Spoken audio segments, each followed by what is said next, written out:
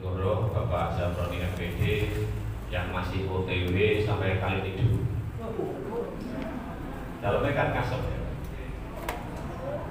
Dalamnya Ngasem sekarang sedang OTW sampai Kalitidu, mampir di SMP Negeri 1 Kalitidu. Kita tunggu kerawannya, oke. Yang saya hormati my beloved friend Mr. Mustafa,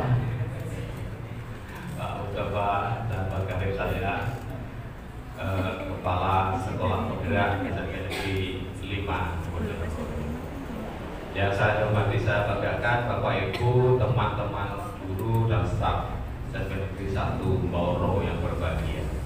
Puji syukur kita panjatkan kehadirat Allah Taala yang telah banyak memberikan pada kita nikmat taufik karunia-Nya sehingga sampai dengan saat ini kita masih diberi kesehatan, diberi kesempatan untuk melaksanakan kewajiban tolakul ilmi melalui kegiatan workshop pada pagi hari ini.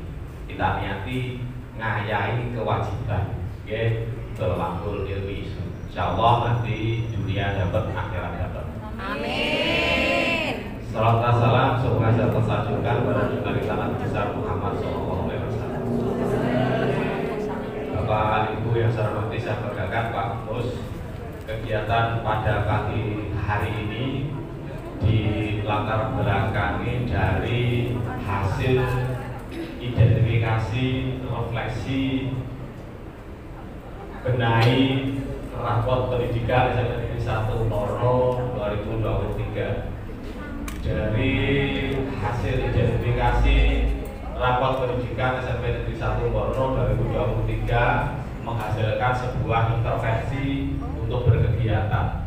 Karena setelah kita identifikasi ada beberapa hal yang perlu tindak lanjut, perlu intervensi. Salah satunya adalah tentang peningkatan kualitas pembelajaran. Memang rapotnya SMP Negeri 1 Mboro relatif bagus, Pak Mustafa. Rata-rata peringkat atas dari nasional maupun provinsi maupun kabupaten, peringkat atas. Jadi ranking 1 sampai 20 itu dikatakan peringkat atas. Rata-rata semua sudah begitu, dari 6 komponen yang sudah ada, mulai karakter, kurang literasi, lingkungan, keamanan lingkungan, budaya dan seterusnya. Namun yang masih rendah diantaranya sudah tinggi itu adalah pada kualitas pembelajaran. Nah, setelah kita identifikasi, kita cari akar permasalahannya, kenapa kok itu menjadi rendah, ternyata sambung menyambung menjadi satu. Keterkaitan antara 6 komponen yang ada. Di antaranya adalah pada kegiatan atau aktivitas guru dan kepala sekolah. Kemudian ada yang menyangkut tentang iklim keamanan, juga ada yang menyangkut tentang budaya lingkungan. Oleh karena itu Bapak Ibu, pada workshop kali ini nanti akan ada beberapa segmen. Di antaranya kita akan belajar tentang bagaimana terkait dengan budaya lingkungan, yaitu tentang apa? Budaya bebas dari rokok, bebas dari nafsa, gitu ya. Nah, kenapa Mas Firdaus saya nyebut rokok Pak Buyu?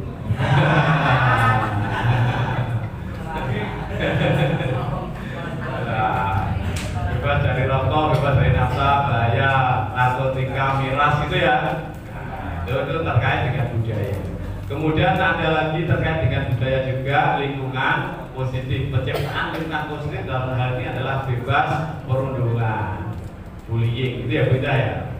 Bebas dari perundungan, bebas dari bullying, meskipun sudah kita bentuk tim TPPK, tapi tetap kita berlanjut untuk kemudian terus meningkatkan tentang kualitas itu semua.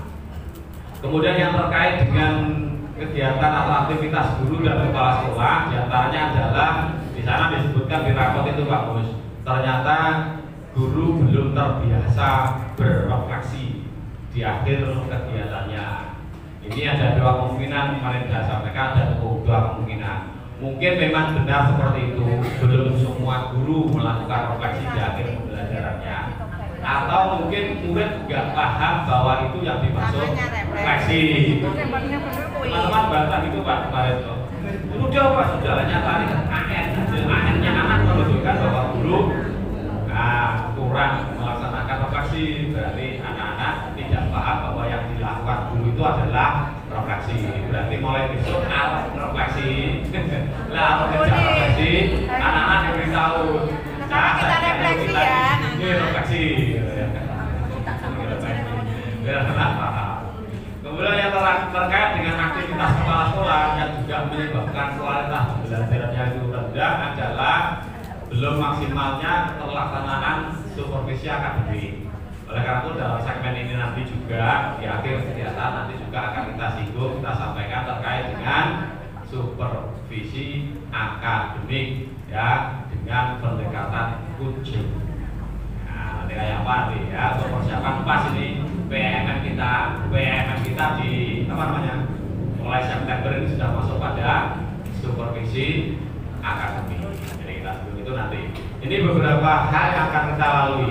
Di samping itu Bapak Ibu, kita nanti akan belajar banyak dari Pak Mustafa tentang sekolah penggerak. Ya, mohon nanti Pak Mus menyampaikan semuanya. Karena kita butuh ibas. Sebenarnya sekolah penggerak kan juga punya kewajiban untuk mengibaskan ke sekolah sekitar. Nah, cuma kita yang jauh dari sekolah sekitar itu gitu. Sekolah sekitarnya SMP 5 ya ada SMP Islam, ya sekitarnya SMP 5 itu. Nah, kemudian kemarin saya tahu SMP Kedung-Adem itu ya SMP Kedung-Adem 23, kemudian SMP Baitul Murid yang swasta-swasta sekitar itu.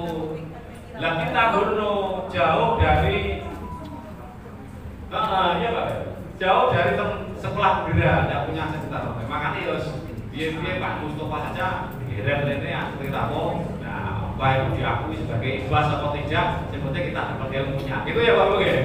Nah nanti ikuti Pak apa dan bagaimana itu sekolah penggerak. Nah biar meskipun nanti kita bukan sekolah penggerak tapi berdasar sekolah penggerak gitu ya siapa berdasar sekolah penggerak itu ya, nanti didukung dengan alhamdulillah kita sudah punya 4 GP, yang 1 sudah PP Pak Bos. Kemudian yang baru ada 4 lagi. Yang masih C, ini sedang proses menghilangkan C.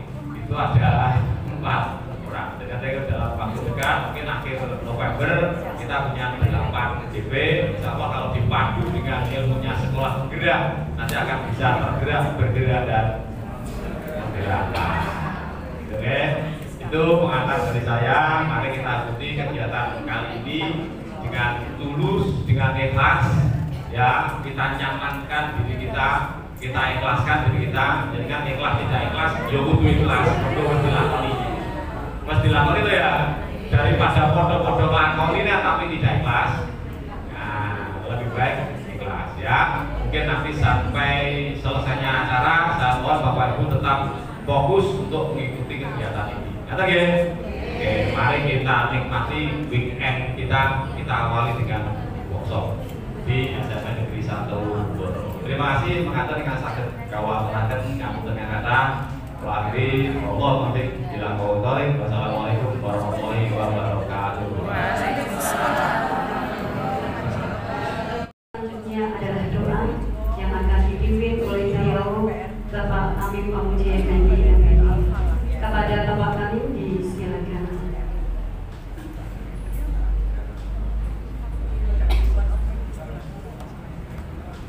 Assalamualaikum warahmatullahi wabarakatuh.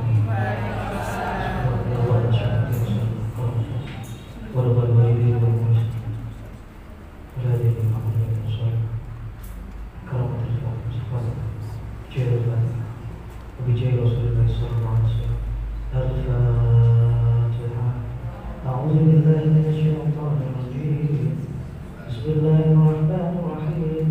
Alhamdulillahirabbil alamin. إياك نعبد وإياك نستعين اهدنا الصراط المستقيم صراط الذين أنعمت عليهم غير المغضوب عليهم ولا الضالين رب اغفر لي ولوالدي وللمؤمنين آمين.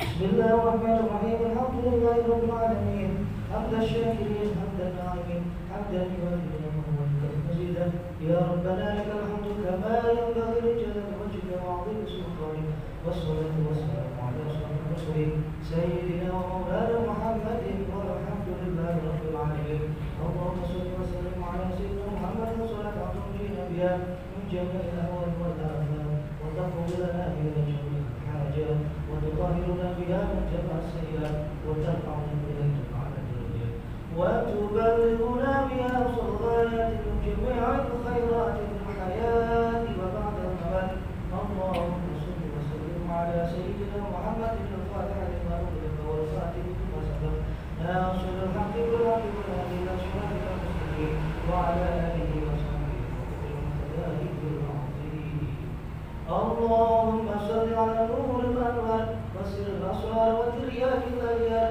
ومفتاح باب اليسار سيدنا ومولانا محمد المختار وآله الأطهار وأصحابه الأخيار عدد نعم الله وإفضاله اللهم سلمنا والمسلمين وعافنا والمسلمين واعف عنا وعن المسلمين وقنا وإياهم شر مصائب الدنيا والدين اللهم ارزقنا فهم النبيين وحفظ المرسلين وإلهام الملائكة المقربين برحمتك يا أرحم الراحمين ربنا لا تزغ قلوبنا بعد إذ هديتنا وهب لنا من لدنك رحمة إنك أنت الوهاب ربنا هب لنا من أزواجنا وذرياتنا قرة أعين واجعلنا للمتقين إماما ربنا آتنا من لدنك رحمة وهب لنا من أمرنا رشدا ربنا آتنا حسنة وفي الآخرة حسنة وقنا عذاب النار وأدخلنا الجنة مع الأبرار يا عزيز يا غفار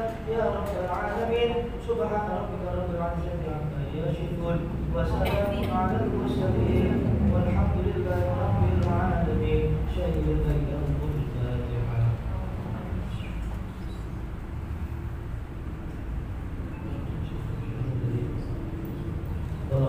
Assalamualaikum warahmatullahi wabarakatuh.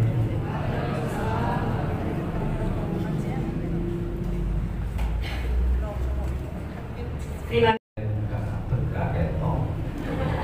Ya Pak ngadeg Pak. Iya, wayai cuma dulu saya tidur jadi kelewatan. Sama. Alhamdulillah, alhamdulillah, nikmatillah, alhamdulillah. Ya saya tadi para ulama, para yang luar biasa. Puji syukur kita kepada Allah Subhanahu wa taala. Alhamdulillah kita hari ini ditampilkan oleh Allah Subhanahu berbuat sehat, bertemu, bersilaturahmi dalam acara workshop. Work itu kerja, shop itu belajar. Bekerja kok belajar. Salam kita bersahabat Bermacam langsung Rasulullah Muhammad SAW. Bapak Ibu yang saya hormati, senang sekali bisa bertemu dengan panjenengan semua. Kita nanti bisa belajar bersama dengan panjenengan. Bukan berarti terus ini ada narasumber terus saya juga tidak. Justru saya nanti bisa belajar ke panjenengan semua.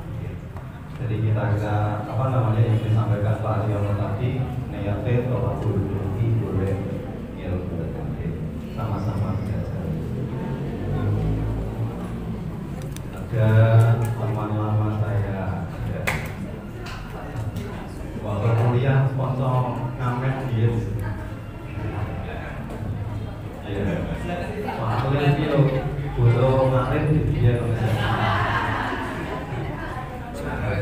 Bolo ngarit Bolo Ramon.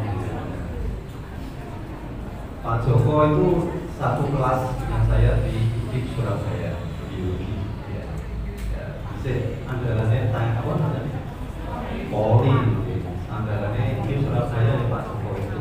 Jadi dari guru kami dari Poli itu akhirnya membawa jurusan biologi Surabaya itu berprestasi ya, ketika saya lagi.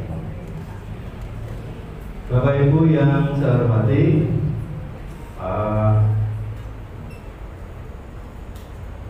sedikit saya dulu ya nggak jauh dari sini kan, saya dulu juga guru kanor gitu ya, ya belum tahu Bu Evi. Konco kanor. Konco gitu ya. Ya. Terus melawan buana di beberapa sekolah yang terakhir di SMP 5 asli. Juga dengan ini Pak Rio ini SMP 2 ini kenapa tilasi Pak Rio ya di SMP 2 tapi enak non bisa pada sekolah kita di kota itu ruwet sekali betul. Saya sebelum kesini tadi itu sudah ada laporan dari wali murid itu tadi komplain jika wali murid ya LSM ya wartawan setiap hari. Jadi nek sekolah nang SMP 2 cewek mungkin budak atau setruk beda apa. SMP 2 luar biasa. Bapak Ibu, beberapa hari yang lalu saya di sini Pak Dio waktu tenis. Soalnya pas kemarin 3 hari yang lalu tenis dengan saya dengan Pak Dio itu saya kalah. Ya karena saya kalah, malah saya dihukum. Dihukum disuruh memberi materi di sini. Lah terus aku kok ngomong. Ya wis pokoknya sekolah penggerak iki. Jadi Bapak Ibu, sekolah penggerak sebenarnya saya berasal dari Kedungan ya. Jadi SMP 1 sudah sekolah penggerak. Jadi kalau rotasi kepala sekolah sama sekolah penggerak itu dulu, tapi kalau sekarang tidak bisa. Jadi ya final di mana di situ berada 3 tahun yang akan datang tidak akan pindah. Yang paling parah itu namanya Pak Budi Santosa. Di SMP 1 Purwosari sudah 4,5 tahun. Ya, ini seharusnya sudah mutasi karena sekolah penggerak ditambah lagi 3 tahun. 7,5 tahun sampai panen.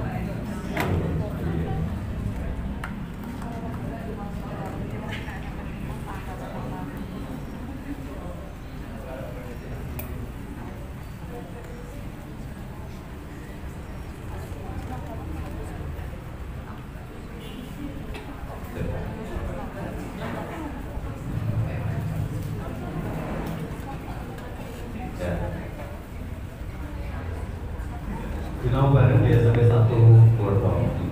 Karena saya melihat Bapak Ibu sebenarnya itu guru-guru yang hebat. Aslinya itu guru-guru yang hebat tidak usah hanya diberi stimulan itu aja sudah dengan lari kencang. Karena dari dulu namanya SMP 1 Purwo wis dikenal ya. Sebelum saya lahir di sini sudah ada SMP 1 Purwo. Jadi prioritas atau favoritnya SMP di Bojonegoro Timur. Jumlah muridnya sama dengan SMP 5 ya 960 10 kali 3. Nah, cuma di kota itu ada tambahnya.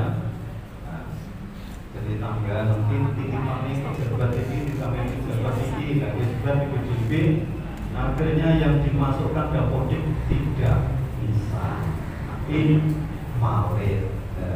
Kalau tahun yang lalu itu bisa sampai 36 itu tidak masalah. Tahun ini tidak bisa dimasukkan. Karena itu akhirnya kepala sekolah yang lebih-lebih itu dipanggil oleh inspektorat. Jadi koyo integrasi kaya maling gitu. Inspektorat.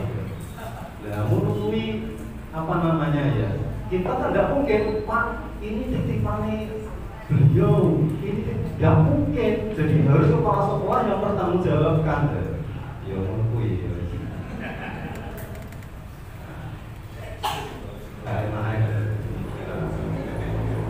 Di sini apa namanya?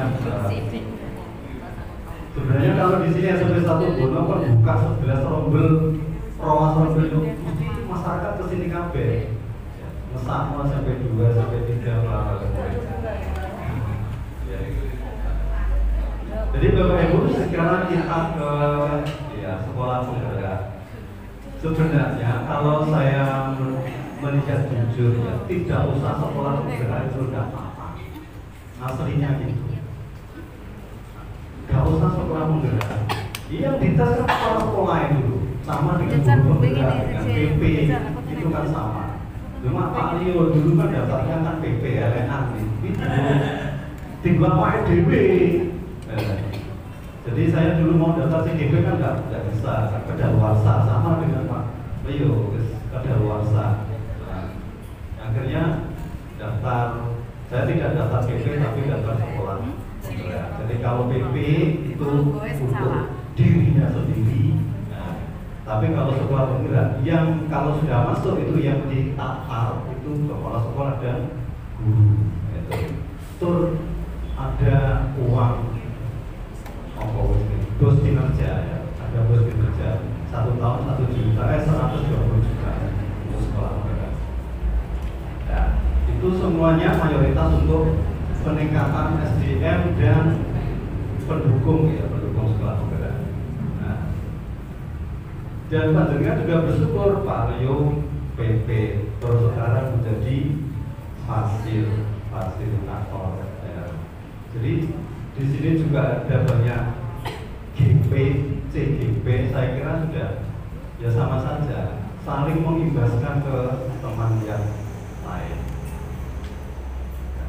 Pertanyaannya adalah sekolah penggerak itu apa sih? Ini saya ambilkan dari Kemendikbud. Sekolah penggerak adalah berfokus pengembangan hasil belajar secara holistik, keseluruhan, mewujudkan P3. Nah, ini sekedar apa namanya definisi. Jadi pemerintah sebenarnya menginginkan kualitas pembelajaran itu bisa merata. Cuma kalau mau mendiklat guru yang jumlahnya jutaan itu tidak mungkin. Makanya ada guru penggerak, ada PP, ada fasil, ada sekolah penggerak itu nanti sama-sama mengimbaskan ke sekolah lain, ke teman lain. Maksudnya seperti itu. Nah, program dari pemerintah sekolah penggerak itu apa? Jadi tadi sudah saya sampaikan bahwa dikasih uang sekian 120 juta itu untuk apa saja. Jadi kalau di sini misalnya tidak di tengah kota ya, apa namanya, infrastrukturnya sudah bagus, misalnya untuk digitalisasi ini yang paling banyak di sekolah-sekolah yang lain.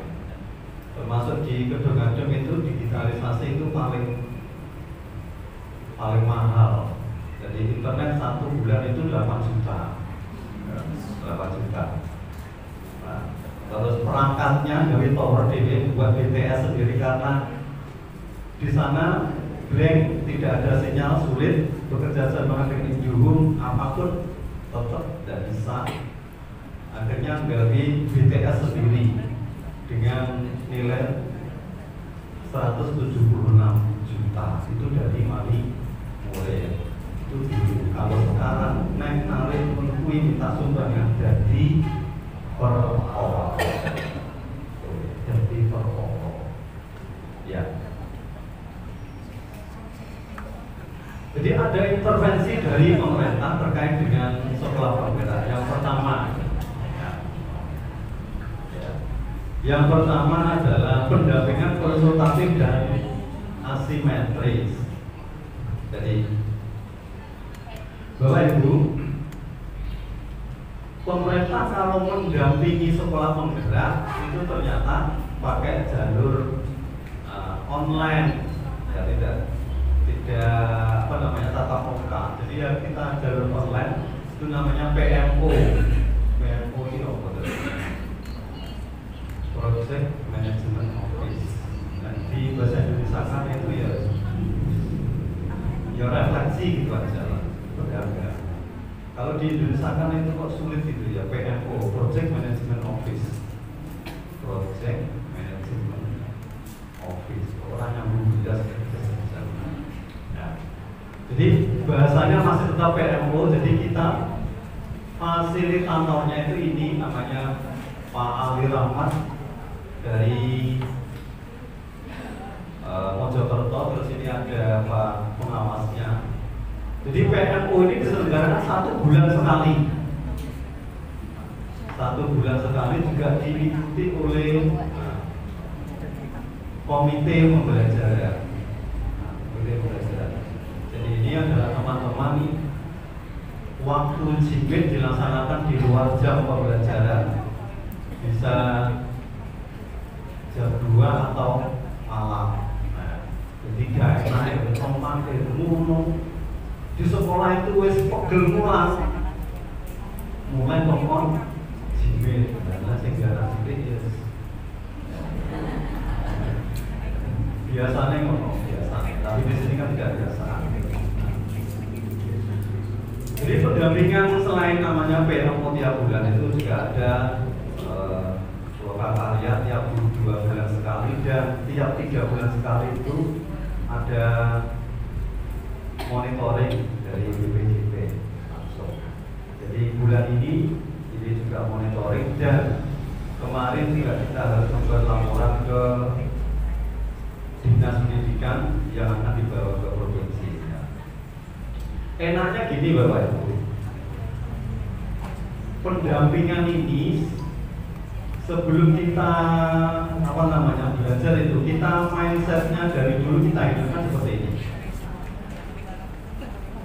Guru yang senior, menjauh ya, wes hampir mendekati Pak, mungkin biasanya berkaitan dengan teknologi, mungkin kan gawe wes aku nilai, wes kono gini kan ya.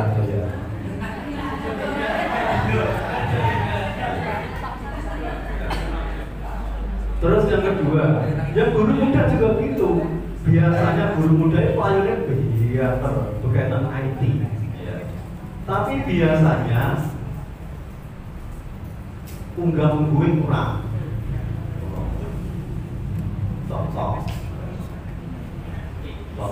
Contohnya gini.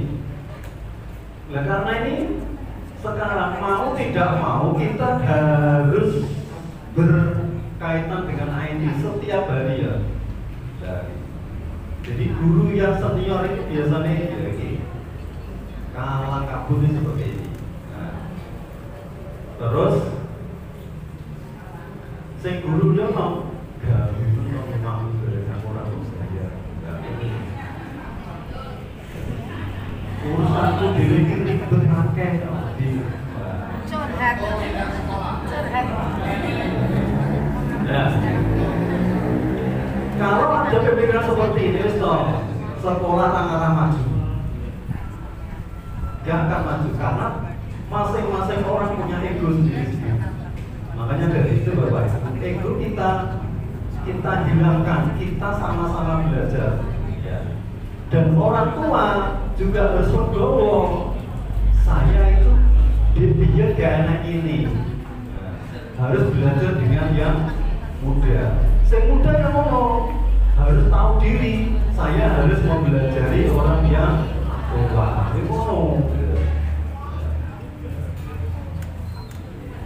Jadi itu sama-sama kalau ada sinergi antara senior junior, saya kira sama sekali. Sama ini.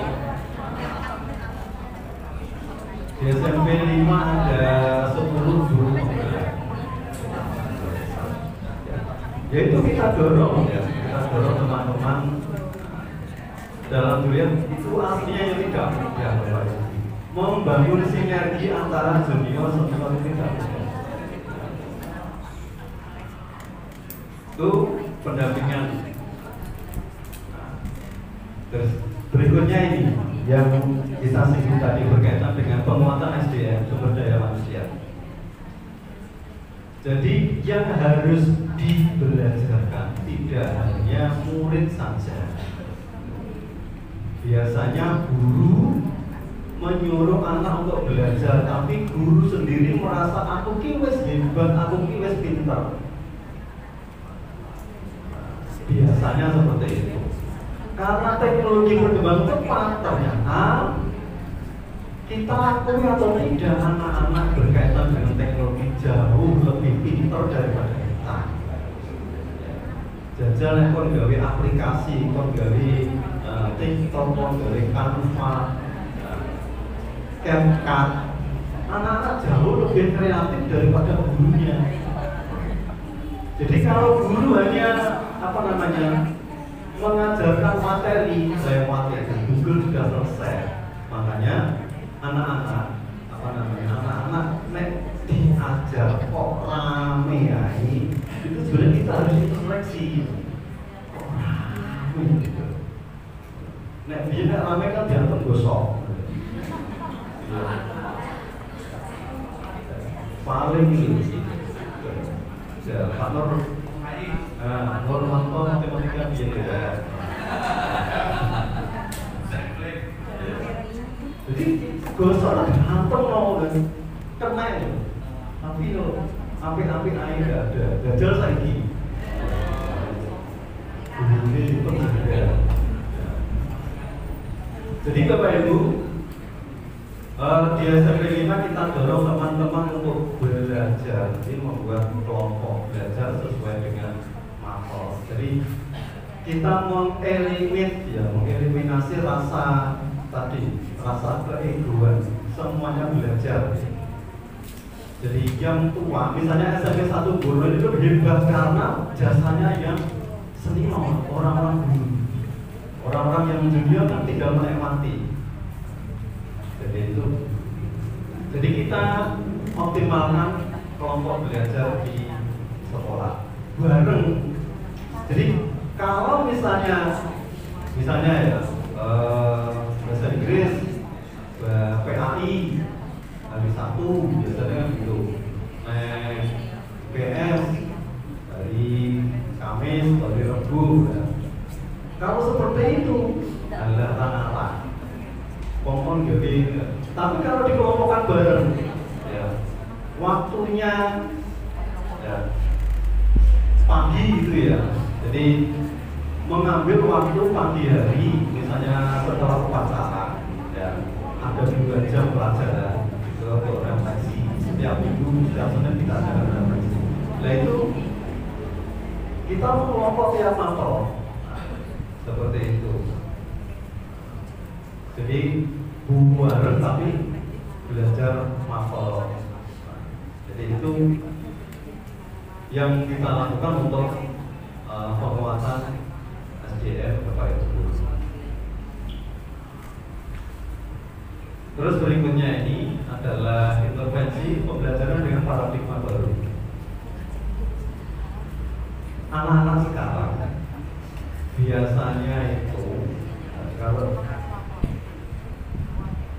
school as a safe environment for dialogue. Jadi sekolah dalam lingkungan yang aman untuk dialog itu seperti apa? Bagaimana menjadikan sekolah itu anak senang, dan itu yang sulit. Ya. Yang ditekankan Bapak Ibu adalah karakter atau apa namanya budaya saja, termasuk bahasa Jawa. Makanya intervensi dari dekat termasuk bahasa Jawa itu ada 3 yang diajarkan oleh masuk kurikulum bahasa Jawa. Apa? Ganggu, berterima kasih. Ya.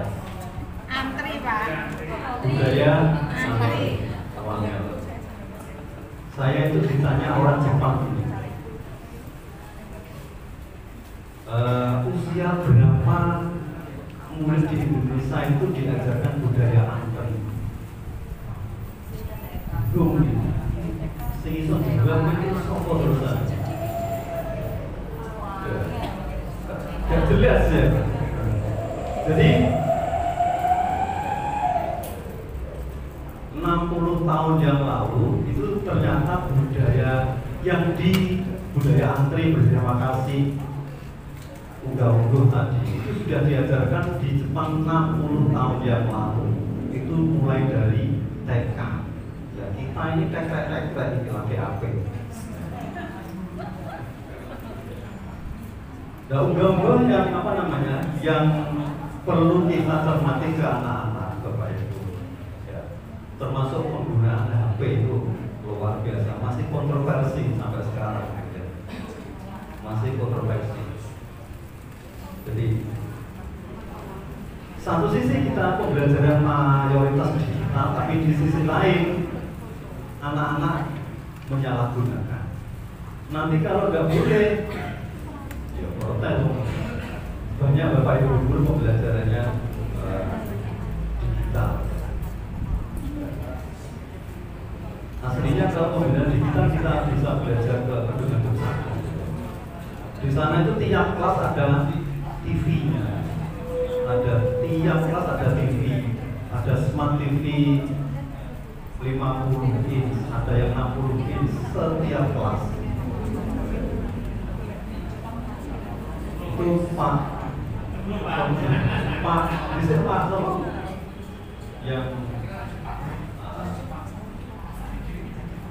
yang mengawali dulu itu membeli TV itu sebenarnya. Luar biasa.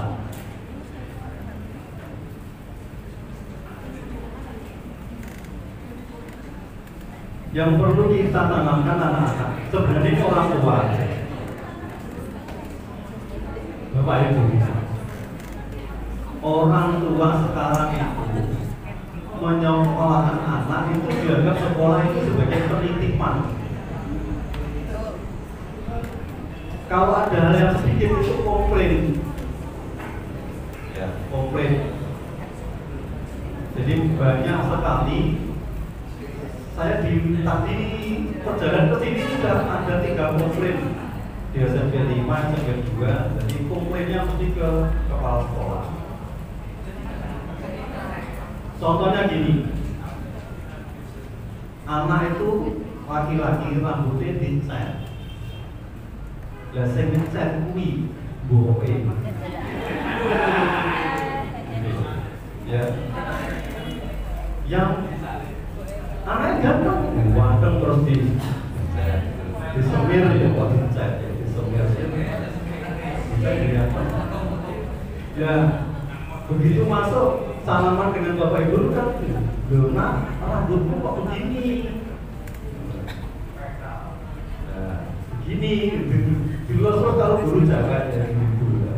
Nah, itu anak tersinggung, itu sudah lapor orang tua ketika itu juga katanya dibully guru. Mungkin orang tuanya langsung datang labrak. Saya nggak berpikir baru seperti itu. Nah, makanya budaya sekarang repotnya seperti itu.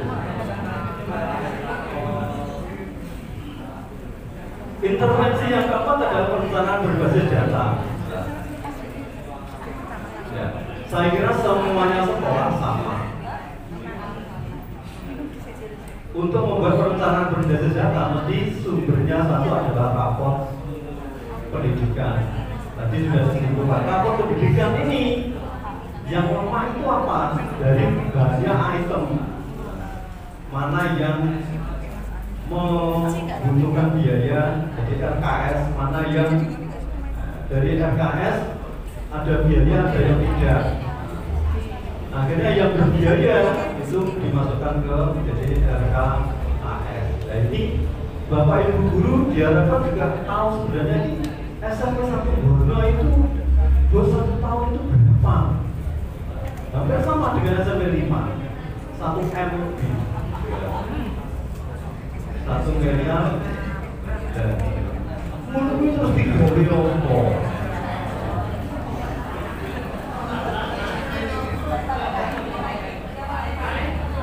Pertanyaan yang tidak enak, saya ditanya oleh kepala SD Kabupaten 1. Pertanyaannya gini, Pak, bos SMP 5 biro 1,1 Pak.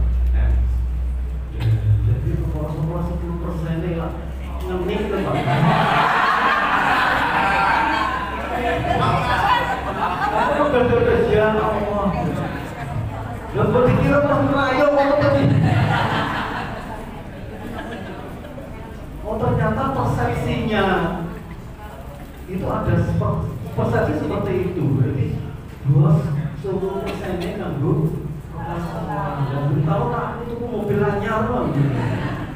Mobilku yang bukan Debian ya alas saya. Jadi itu Bapak Ibu. Jadi dari yang ini tadi 1,1 gitu ya. Nek wis dipecah-pecah tadi. Nah, wis dipecah dari semua kegiatan 8 standar. Bila apa mumet ngomong ya. Menutupi bendara tidak digaji. Nek spreader sama simpen ya.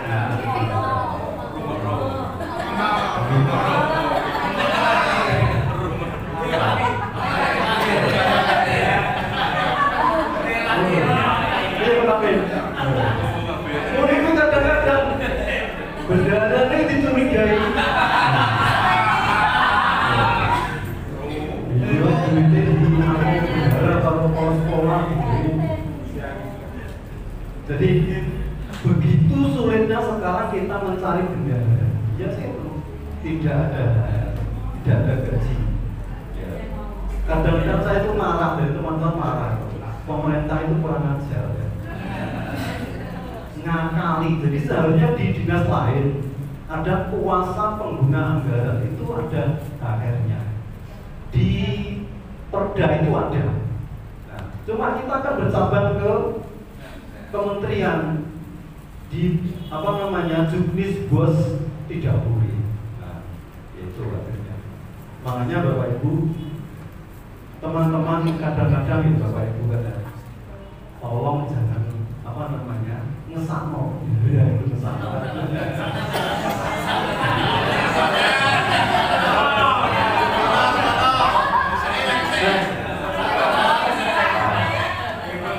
Apalagi kalau sudah ada Pak, besok ada pemeriksaan inspektorat. Tetapi Bapak Ibu, selama uang itu tidak kita gunakan, kita makan untuk kepentingan pribadi, itu saya kira tidak masalah. Karena banyak hal yang tidak bisa di SPJ-kan dengan harus tahu. Nah, banyak hal, termasuk minum. Kalau dulu itu minum itu, ya, itu di ada. Sekarang kan tidak boleh minum aja loh, gurunya nanti kayak ini. Ya, boleh jadi.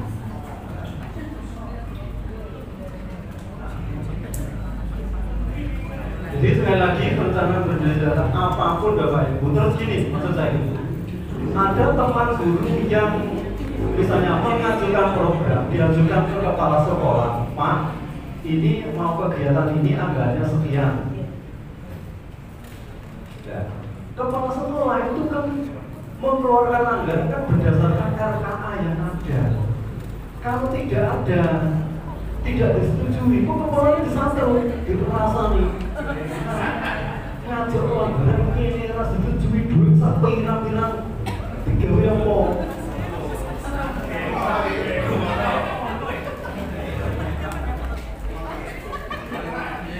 Ini yang ngomong Bapak Ibu. Yang perlu disadari Bapak Ibu bahwa anggaran RKA itu disusun 1 tahun sebelumnya. Nek dadak ora iso. Kadang-kadang Bapak Ibu guru nggak mau tahu. Nah, itu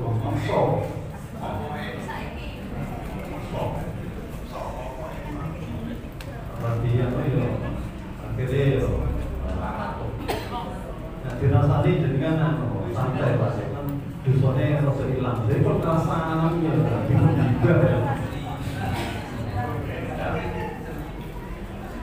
Intervensi yang terakhir yang kelima adalah digitalisasi sekolah. Jadi, kita Bapak Ibu berusaha untuk meminimalkan penggunaan kertas, jadi paperless. Dengan digitalisasi pendidikan, pembelajaran saya kira bisa mencakup segalanya. Jadi kalau jaringan tadi, misalnya sudah nge-scan itu tadi, itu langsung muncul ini sistem informasi pendidikan. Jadi untuk membuat Google Site saya kira ini mudah kok, mudah sekali, tidak web ya. Basisnya adalah Google Site, mudah sekali. Semua informasi berkaitan dengan kegiatan sekolah sudah ada di web kita, web internal ya, web internal. Jadi di sini juga banyak guru TK, orang hebat juga guru penggerak, saya kira tidak asing. Bagaimana nanti kita bisa membuat digitalisasi sekolah. Kalau di Sintema itu ada apa saja, misalnya saya coba.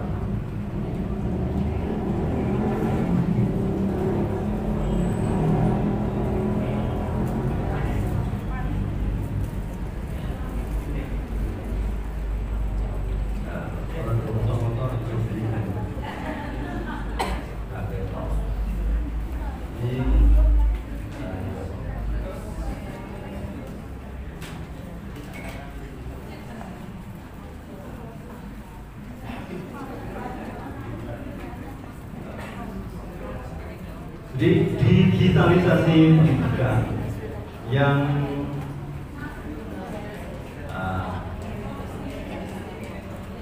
jadi enaknya gini Bapak Ibu, kalau di sekolah kalau ada monet apapun, kalau jenengan perlu apapun, gak usah minta TU, Pak aku jalur SK pembagian mengajar, aku jalur SK panitia. Begitu juga untuk pengawas, kalau ada monet itu kan tidak usah mana dokumen, nah itu kan tidak usah. Jadi langsung dari sini, dari Sintema ini bisa dari semuanya.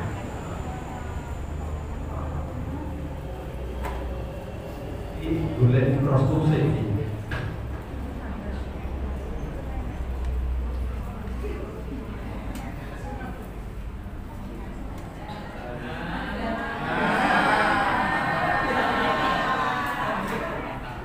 Kelihatan juga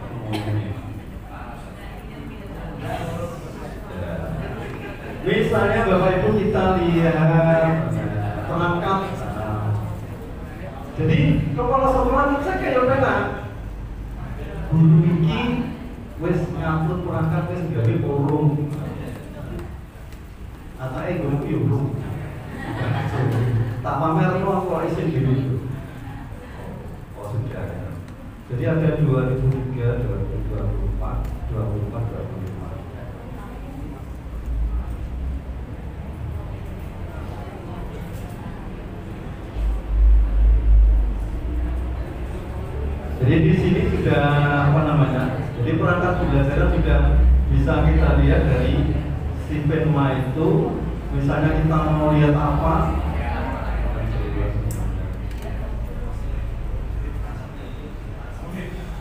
Ini modul. Oh modul. Anak kelas. Oh. Jadi semua modul sudah lengkap. Ya semuanya ada di sini. Enaknya kan itu. Jadi kepala sekolah kalau main lo bisa ngecek ini mungkin kirim forum. Biasanya Bapak Ibu perangkat pembelajaran itu menjadi momok bagi ibu guru Bapak Ibu. Seolah-olah apa? Perangkat pembelajaran itu seperti newes gawe gini terus disimpan, engko nek enek pengawas kuwi digawe tolak bala. Tolak bala. Di sana, di sini kan tidak ada. Ya. Soalnya apa? Mohon maaf, jarang sekali Bapak Ibu yang mengajar setiap hari. Saya bawa RPP gitu ya. Nah, jarang sekali kita mengajar itu sesuai dengan RPP yang kita laksanakan. Tidak usah modul, nggak apa-apa sebenarnya itu. RPP itu nggak apa-apa, ya, lebih singkat. Kalau kita tidak tidak mau ribet dengan modul ajar yang begitu banyaknya.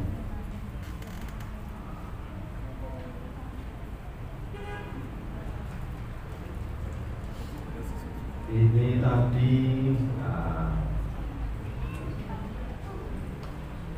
perangkat sudah kalender.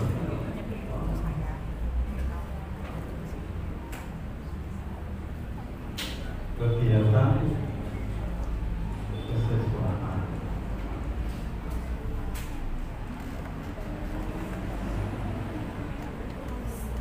Ya semuanya, nah ini ada apa-apa. Penilaian, coba kita lihat penilaian. Penilaian yang mana ini?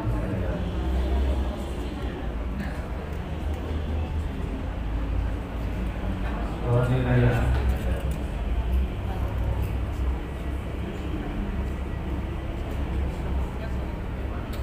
Yang terakhir penilaian sumatif. Jadi kalau ada monem dari siapapun itu sudah dari jauh, tidak perlu tanya lagi dokumen program kerja di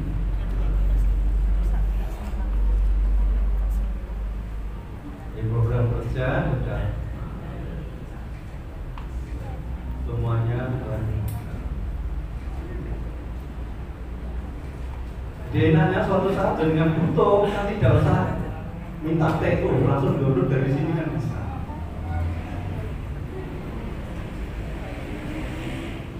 Isi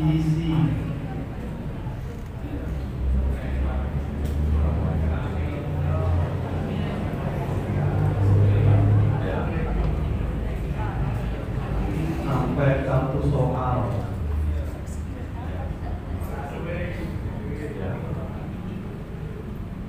Jadi itu Bapak Ibu berkaitan dengan digitalisasi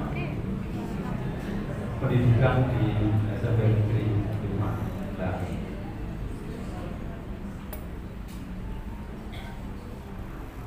Kita lanjutkan lagi.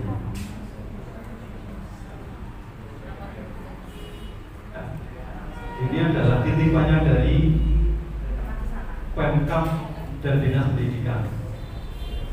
Tahun depan Bapak Ibu, Bojonegoro dipakai sampling PISA, Program for International Student Assessment. Kayaknya Bruno dulu pernah ya pernah ya.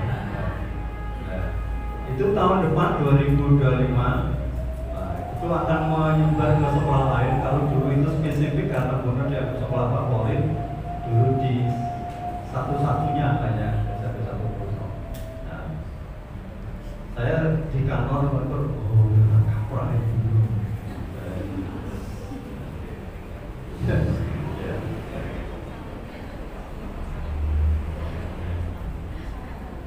Indonesia menempati ranking ke-7 dari 138 negara PISA tahun 2022 kemarin.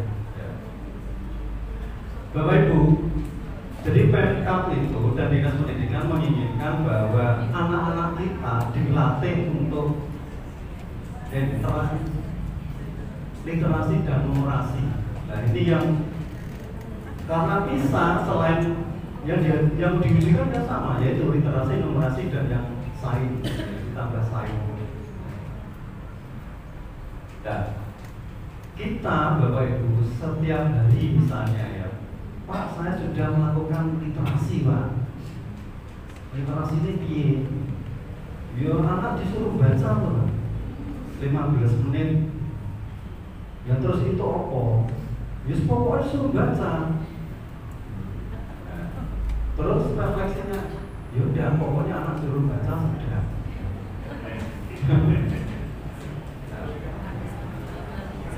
Pertanyaannya, ya, Bapak Ibu bisa mensani itu ya. Silakan dibaca.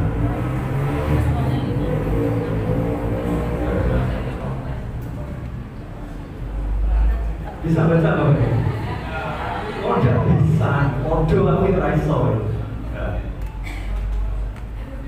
Hal yang seperti ini apa dikatakan literasi apa tidak kira-kira menurut kita?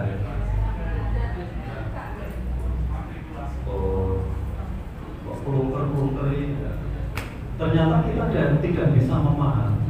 Jadi literasi itu tidak sekedar baca tulis saja. Nah, sekarang monggo dibaca.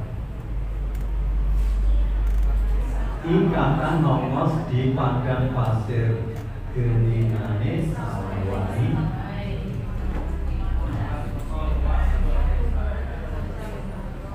Bukan luas ke desanya. Bapak Ibu bisa baca kan? Bisa. Paham apa tidak? Oh tidak. Jadi iso moso tapi gak paham. Podo ya kan? Saya ngaji tapi gak paham. Mau cotok. Hal yang seperti ini juga bukan dikatakan literasi, gak iso. Karena kita tidak bisa memahami meskipun kita bisa baca, bisa tulis. Nah, sekarang Gledek dan SD kelas 1 iso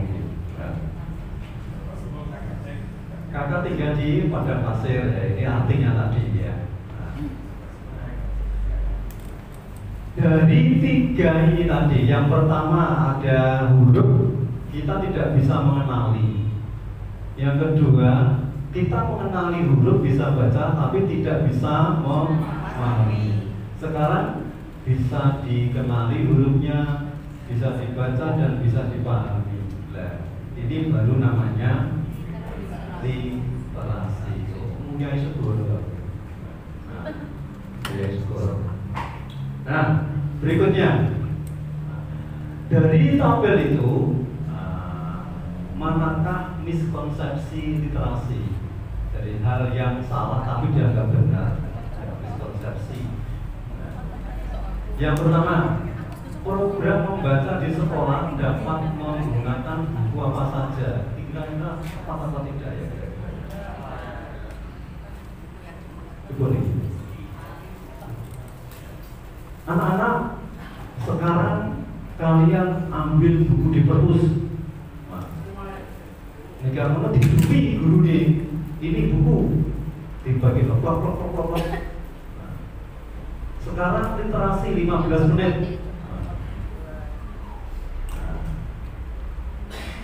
Nah, terus ini yang biasa terjadi di sekolah-sekolah seperti itu. Makanya ini ditanya, program membaca di sekolah dapat menggunakan buku apa saja. Kira-kira termasuk literasi apa tidak ini ya? Berikut ini.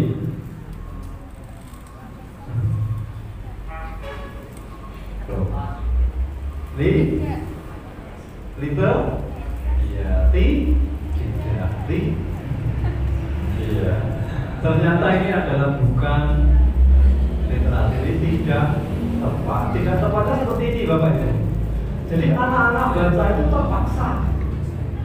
Karena anak baca terpaksa, ya sama sekali dia benar-benar motor, dia bisa baca tapi dia tidak memahami isinya. Anak SMP misalnya kelas 7 kita kasih buku manajemen terus diopo seperti itu. Anak TK dan sama anak SD. Jadi diusahakan Bapak Ibu berarti pesannya buku yang dibaca anak adalah sesuai dengan perkembangan anak dan hal yang disukai. Ya disukai ya. Minatnya apa? Tapi harus diarahkan, kan bocah sakarepe yang berdarah tenang. Ternyata ini adalah tidak tepat. Yang kedua, peserta didik yang membaca dengan lancar belum tentu dapat memahami isi bacaan. Tepat apa tidak ini? Ya tepat. Gak mesti memang motornya lancar terus dia paham. Yang ketiga, meningkatkan kecakapan literasi peserta didik cukup dilakukan dengan kegiatan 15 menit membaca. Tidak tepat. Ini yang kita lakukan setiap hari padahal. Nah, terus solusinya apa saiki? Bocah permoso 15 menit. Soalnya tidak ada tagihan. Biasanya kalau ada tagihan, anak-anak disuruh, anak-anak nanti merangkum ya. Merangkum. Dia hanya menyalin dari teks buku terus dicatat. Nek disuruh mengungkapkan juga tidak bisa. Nah itu yang perlu kita gali, bagaimana literasi di sekolah itu anak-anak paham.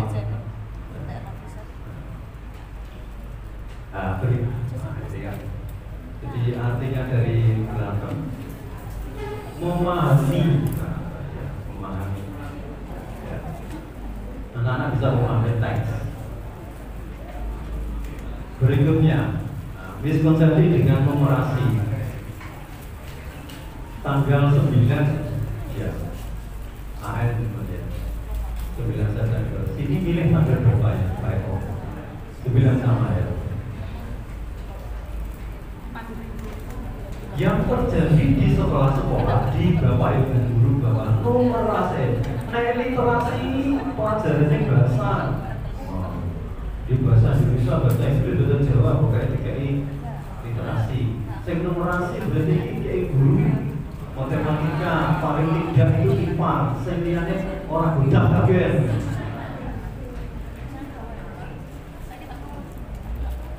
Nah ini adalah sesuai. Pernyataan yang pertama, dibutuhkan mata pelajaran khusus untuk belajar numerasi. Jadi tadi.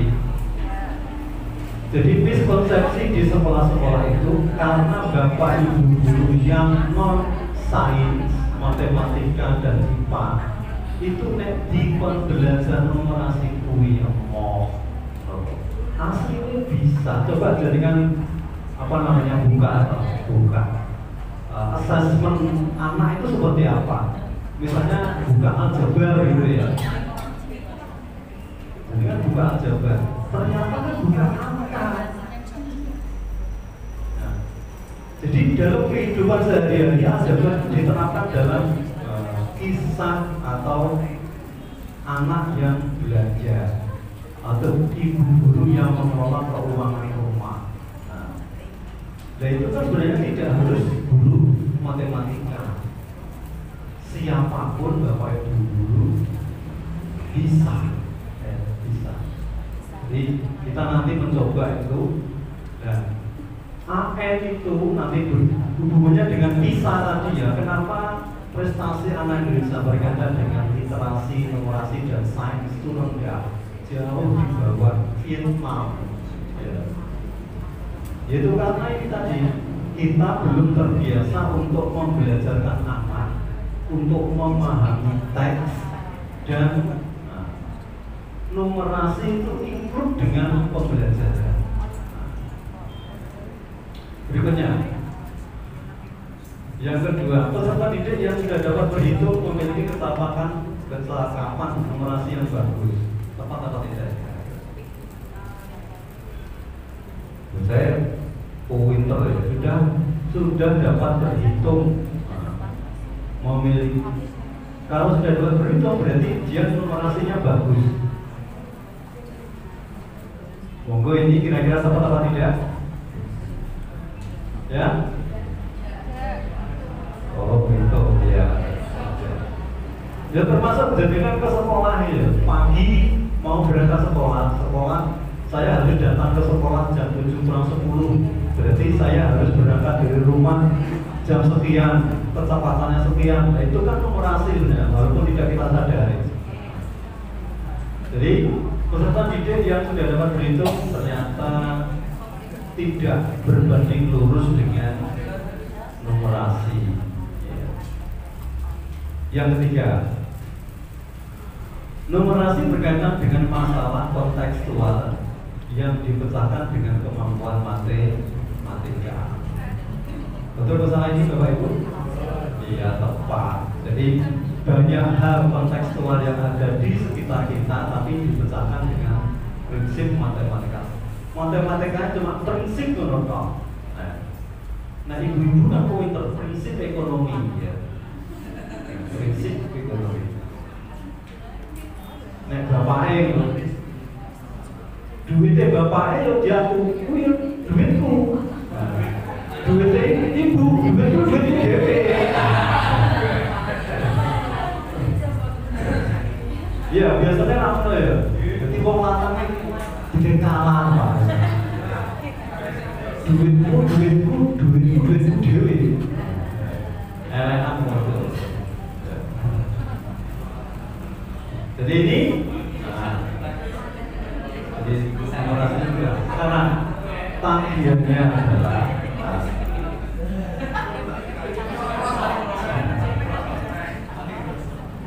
tugas kita Bapak Ibu mulai hari ini kita bekerja dalam kelompok mapol. Monggo nanti kita bekerja dalam kelompok mapol.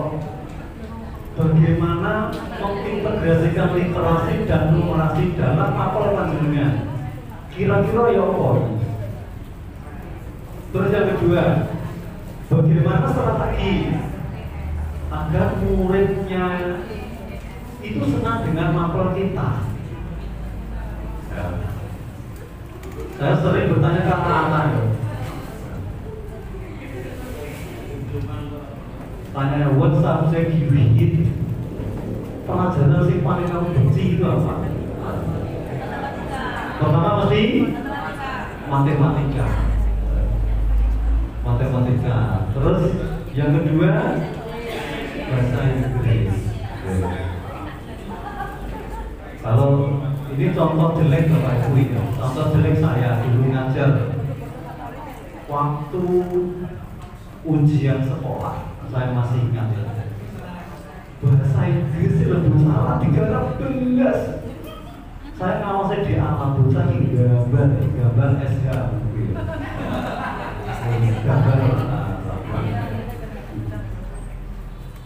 kurang 10 menit baru golek koncone royok jalannya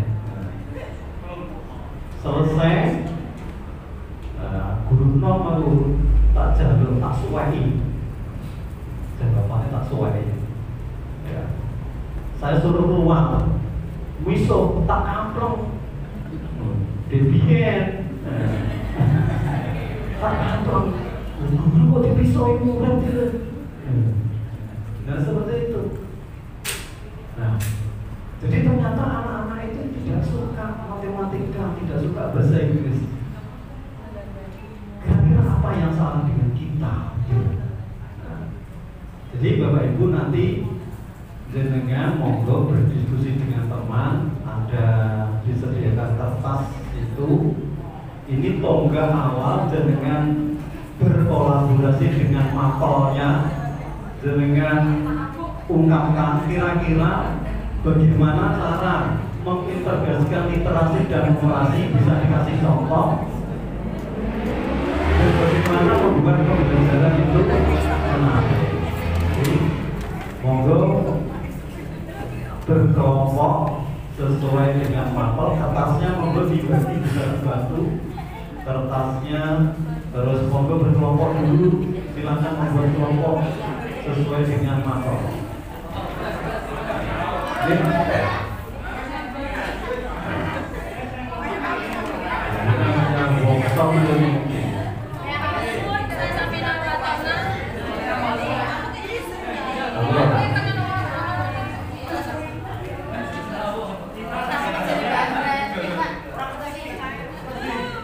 Monggo berkelompok atau lanang bila sekarang silakan berkolaborasi.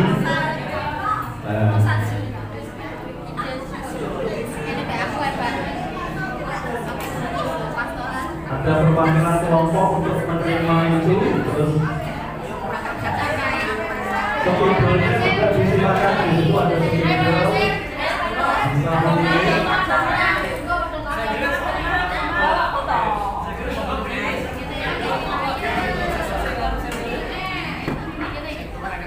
Silakan koordinator makornya ngambil kertas dan kemudian menempati mana anggotanya ikuti. Koordinator makornya yang ambil kertasnya kemudian mencari tempat di mana anggotanya ikuti.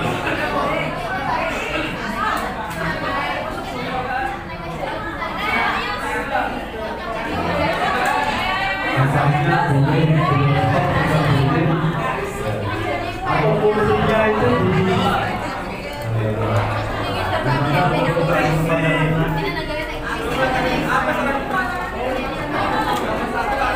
boleh sambil berdiri, kertasnya nempel di tembok ke bawah, nempel kertas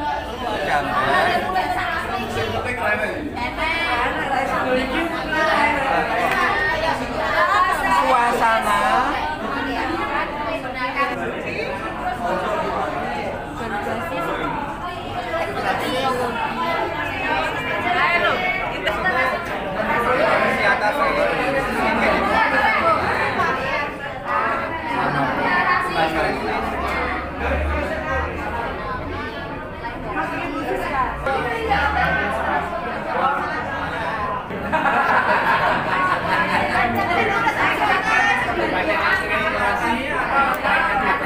Pancasila. Pendidikan Pancasila.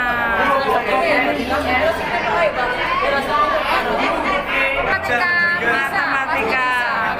Oke.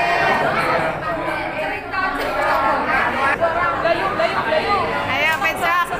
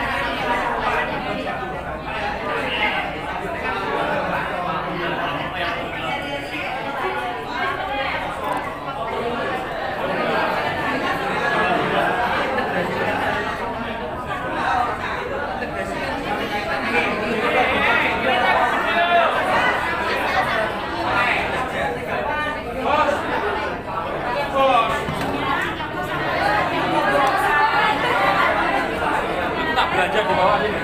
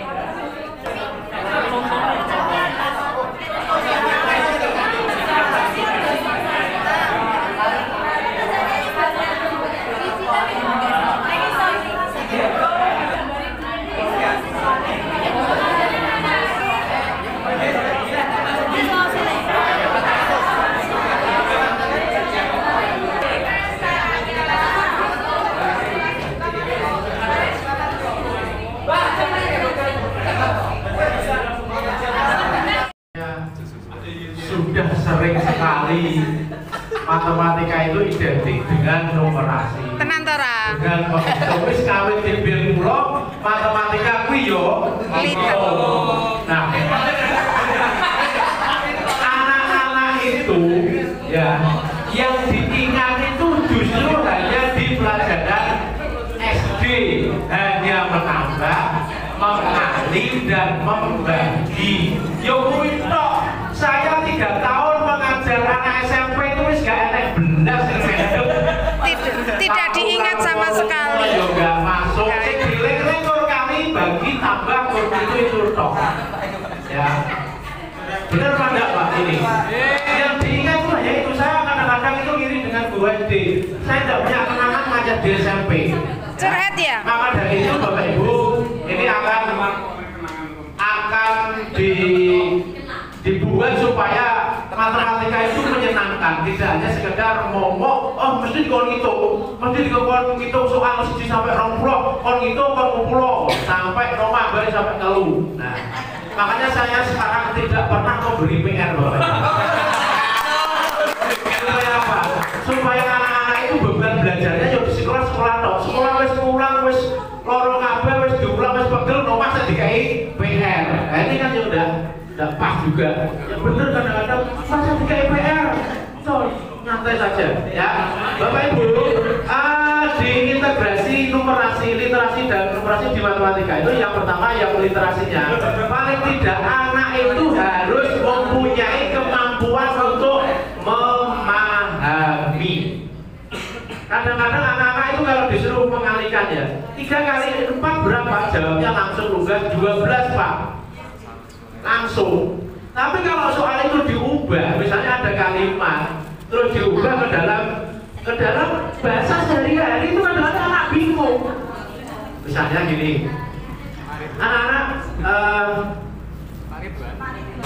bukan tapi anak-anak pada saat kamu sakit kemarin itu diperiksakan ibumu itu di Pak Dokter itu diberi obat itu satu papan itu isinya ada 12.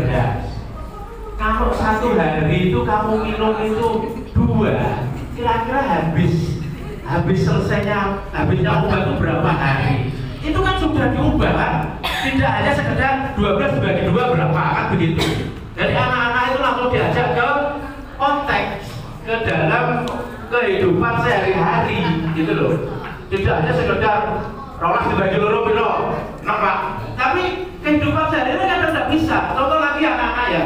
Anak-anak itu kalau disuruh menghitung volume tabung, Bapak Ibu, anak-anak itu kalau disuruh menghitung volume tabung, itu bisa pakai rumus tabung. Ini luas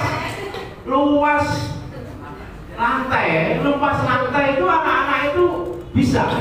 Tapi pada saat soalnya itu diubah, anak-anak, saya itu punya rumah itu yang belum saya lantai, belum saya keramik, itu ukurannya 6 kali 12. Dan kira-kira nih apa tak keramik ukuran 40 cm, musuh 40 cm, itu butuh keramik piro? Pirang kerdus. Nah, anak itu bingung. Nah, ini kan berarti kan konsep kita nggak masuk. Kan, sudah diajarkan mencari luas, menentukan luas, tapi bingung mengaplikasikan. Kan emang kan nggak bisa kita hitung tapi nggak bisa praktek seperti itu. Jadi makanya diubah. Contoh lagi, misalnya anak-anak ini contoh ya, Pak Ridwan itu akan membangun rumah. Pak Ridwan itu akan membangun rumah di lahan Pak Ridwan yang ukuran 6 meter kali 14 meter. Nah, karena Pak Ridwan itu tidak bisa bangun sendiri, maka Pak Ridwan itu butuh jasa tukang. Nah, tukangnya itu nggak mau anak-anak, kalau misalnya kita bayar harian nggak mau, dia mintanya borongan. Nah, borongan ukurannya ukuran tanah. Pokoknya Pak Ridwan, tanah sama ukuran 14 kuwi. Saya penting 1 meter persegi 2,5 juta beres, yang penting jadi rumah. Nah, kan gitu. Ini kan kontekstual, ya. Jadi tidak hanya langsung anak-anak berapa kan luas tanahnya Pak Ridwan yang ukuran 6 kali 14, berapa monotok, ya. Jadi kita aplikasikan supaya nanti anak-anak itu tertarik dengan matematika. Oh, ternyata matematika itu manfaatnya banyak di dalam kehidupan sehari-hari. Sekian, mohon maaf, terima kasih. Assalamualaikum warahmatullahi wabarakatuh. Bapak Ibu guru SMP 1 yang saya hormati, kali ini kami dari tim guru PJOK akan mencoba mendefinisikan atau menyampaikan tentang pertanyaan yang ada di depan kita sebagai tagihan hari ini dalam workshop Stop Will. Dalam workshop kali ini tentang bagaimana mengintegrasikan literasi dan moderasi dalam mata pelajaran PJOK khususnya. Kita pahami dulu pertanyaan yang ada, bagaimana berarti itu cara mengintegrasikan, berarti mendekatkan. Ya, literasi berarti baca tulis yang bisa dipahami, dan numerasi artinya angka-angka hitung-hitungan. Nah, untuk pelajaran PJOK, anak-anak sangat alergi dengan yang namanya hitung-hitungan dan baca-bacaan. 1 sampai 8 toh. Setengahnya lari, tanda dan lain sebagainya. Atau fisik.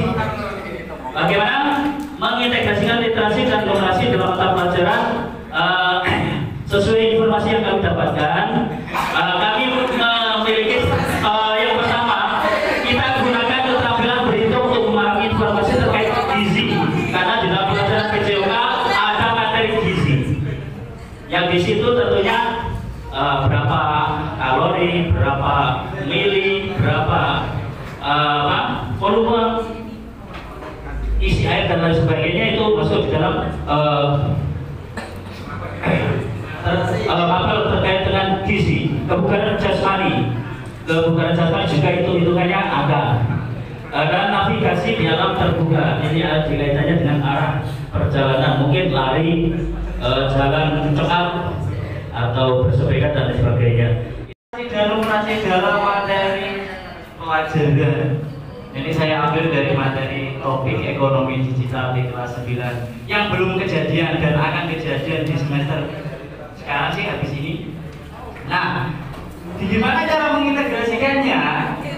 Kaitkan antara materi yang ada di pelajaran itu, misalkan literasi finansial, dengan praktik secara langsung. Biasanya kan IPS itu identik dengan tidak ada hitung-hitungan.